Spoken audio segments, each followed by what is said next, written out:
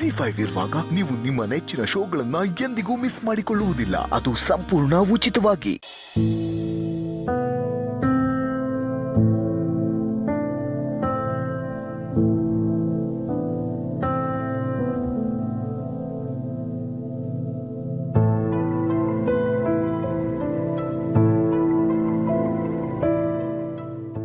ಲಕ್ಷ್ಮಿ,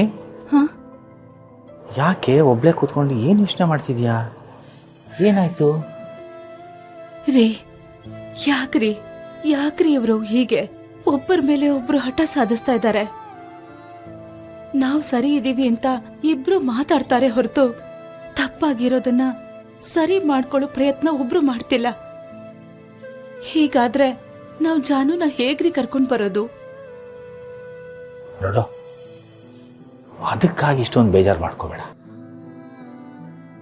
ಚಿಕ್ಕ ಮಕ್ಕಳಾಗಿದ್ರೆ ಅವ್ರೇನಾದ್ರು ತಪ್ಪು ಮಾತಾಡಿದಾಗ ಹೇಳಿ ಬೈದು ಒಂದು ಪೆಟ್ಟು ಕೊಟ್ಟು ತಿದ್ದಿ ಹೇಳ್ಬೋದಿತ್ತು. ದೊಡ್ಡವರಾಗಿ ಹಿಂಗೆ ಮಾತಾಡಿದ್ರೆ ಏನು ಮಾಡೋದು ಹೇಳು? ಮನೆ ಮರ್ಯಾದೆ ಉಳಿಸ್ಬೇಕಾಗಿರೋರೆ ಇವರೇ ಹಿಂಗೆ ಮಾತಾಡಿದ್ರೆ ನನಗೂ ಏನು ಮಾಡ್ಬೇಕಂತ ಗೊತ್ತಾಗಲ್ಲ ಲಕ್ಷ್ಮಿ.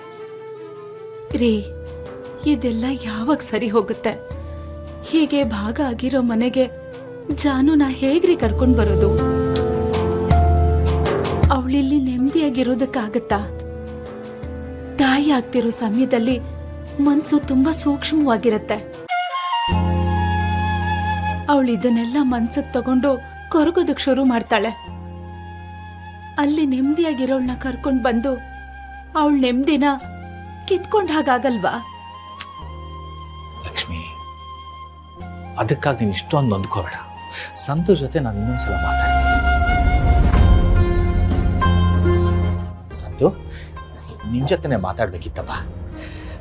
ಆಫೀಸಿಗೆ ಟೈಮ್ ಆಗ್ತಿದ್ಯಪ್ಪ, ಅದೇನೊಂದು ಬೇಗ ಹೇಳಿ. ಸಂತು, ಅಪ್ಪ ಅಮ್ಮ ಹತ್ರ ಮಾತಾಡದೆ ಇರೋಷ್ಟು ಸಮಯ ಇಲ್ವಾ ನಿನಗೆ? ಇದೇ ನನಗೆ ಆಗದೆ ಇರೋದಮ್ಮ. ನೀವು ಮಾತಿಗಿಂತ ಬರೀ ಪೀಠಿಕೆನೇ ಜಾಸ್ತಿ ಮಾಡ್ತೀರ. ಬೇಗ ಹೇಳಿ ಅದೇನು ಅಂತ. ನೋಡು ಸಂತು, ನೀನು ನಮ್ಮ ಮನೆಗೆ ದೊಡ್ಡವನು. ಮನೇಲಿ ಏನಾದರೂ ಸಮಸ್ಯೆ ಆದರೆ ನೀನು ಮುಂದೆ ನಿಂತು ಬಗೆಹರಿಸ್ಬೇಕು. ಅಂಥದ್ರಲ್ಲಿ ನೀನೇ ಹೀಗಾಡೋದು ಹೇಗಪ್ಪ?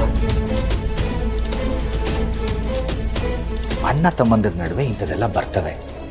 ಅದನ್ನೇ ಹಿಡ್ಕೊಂಡು ಅಣ್ಣ ತಮ್ಮಂದಿರು ಹಿಂಗೆ ಹಠ ಸಾಧಿಸ್ತಾರ? ದೊಡ್ಡವ್ರು ಅನ್ಸ್ಕೊಂಡವ್ರು ಎಲ್ಲ ಸಮಸ್ಯೆನೂ ತಲೆ ಸುತ್ಕೊಳಕ್ಕಾಗತ್ತ? ಅವನಿಗೆ ಮುದ್ದಿನ ಮಗ ಅಲ್ವಾ? ಅವನಿಗೆ ಬುದ್ಧಿ ಹೇಳೇ ನೋಡೋಣ.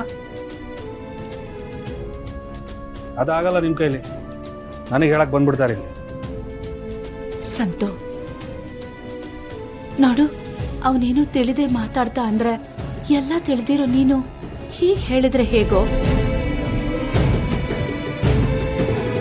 ಸಂಬಂಧಗಳು ಉಳಿಬೇಕಾದ್ರೆ ಒಬ್ರು ಸೋಲ್ಲೇಬೇಕಲ್ವಾ?